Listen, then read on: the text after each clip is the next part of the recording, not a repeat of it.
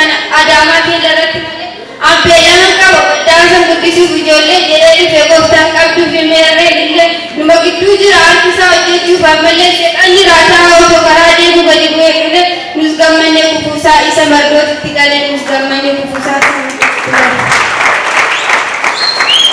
Qorichi dhalatee Naazreet keessatti isatu beekame biyya hundarratti kan inni dhalate Maariyaam durbarraa baga ittiin deesse ittiin jenna har'a kan kaabaaf kan dhibbaa kan ba'aaf kan dhiyaa hundumtuu dhagaa dhufe furiin biyyaa baattee kan dhiphattu ba'aa dugda keerraa birmadummaa kennuuf mul'ate samiirraa turumbaa afuufaa kiraaras lukutaa leenci dhalateera warra gadadamuutti misiraachuu labsaa furiin argameera iftii fi dukkanni gargar baafamuudhaaf dhufe furiin biyyaa iftii fi dukkanni gargar baafamuudhaaf dhufe furiin biyyaa.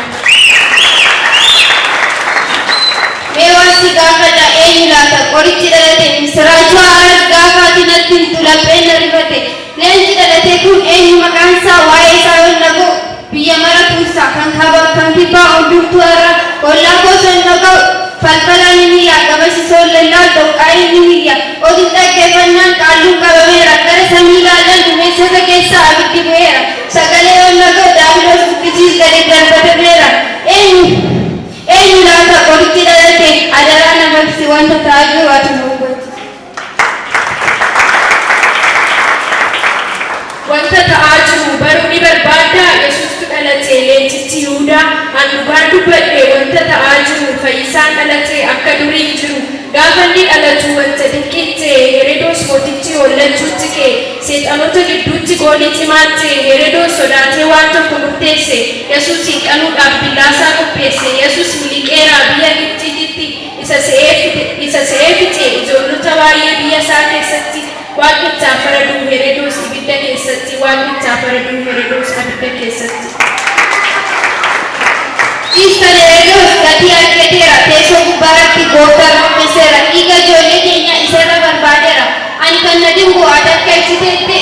isa dhalate kan edaa isa dhalate doqqaayin dhibbatee garuu waan si gaafadha ittiin haafanii ajjeesan hin jenne otoo ba'aa biyya lafaa obbooffanne jenne jirqoffamuu keenyas isa dhugaa koo silaafee arganne tokko keenyaaf himimmaan jalaa silaa nu faqame garuu maalan godhe jedhe du'eera jedhanii mardoo natti adaraa natti anis nan gammada furii yoo argame.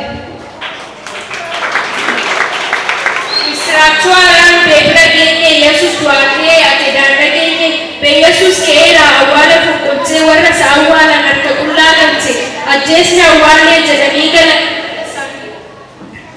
guyyaa sadaffaatti du'aa ka'ee dhaqe Yesuus mana isaanii akkuma ati jettee du'ee hafe seenee gadda teenyee turre guyyaa sadaffaatti nagaa siniif haa ta'u nuun jedhe nu fure kanaaf kaa gammadii Yesuus du'aa ka'ee akka kalee jiru fannoo tirarree mirgabbaasaa jira ulfinaan ol ka'ee mana nuuf qopheessuuf samiirratti ol ba'ee mana nuuf qopheessuuf samiirratti ol ba'ee. Amma gammadeera edaa Yesuus kee amma nirra deemaa bofa lafaanlee du'ee hafe jedhanii edaa ibsamanii Yesuus mooteera yaa salphina isaanii guddina gooftaa koo si'achi deemee labsama afaan guuttadheetu maaltu na qaanessaa kan akka eenyu jalbi du'aa kee kuna naaf dinqiidha waan haaraan nage sodaatamee bulaan akka leexxaletti eenyu akka Yesuusiti riikaardii caccabse eenyu akka Yesuus dorgomuuf yaadan warri fariisota seera gaafatan warri sunduqoota injifannoo argachuuf hundumtuu wal qooda goolii galchee darbee leechitti golgootaa goolii galchee darbee leechitti golgootaa. Eegee kaasanii jettee diinni mo'ameera guyyaa qophii ijoollee teessoorraa daddarbatameera homaa yaaddeenaa karaa keenyaan gooftaa hidhaa kukkuche. Dhaloota isaa baay'ee birmadummaa baaseera sagantaa irraa kana sagantaa kaanirraa adda kan taasisu argitanii gooftaan gidduu galee akka itti qindeessu maqaa isaatiif jedhee xixinnoo gidduutti argamuu jaallate kanaaf hojiin isaa isaan qooqamu nu gidduu hojjete qaama firduu keenya ofiitti darbee isin gargaara maalfaatu isin dhibee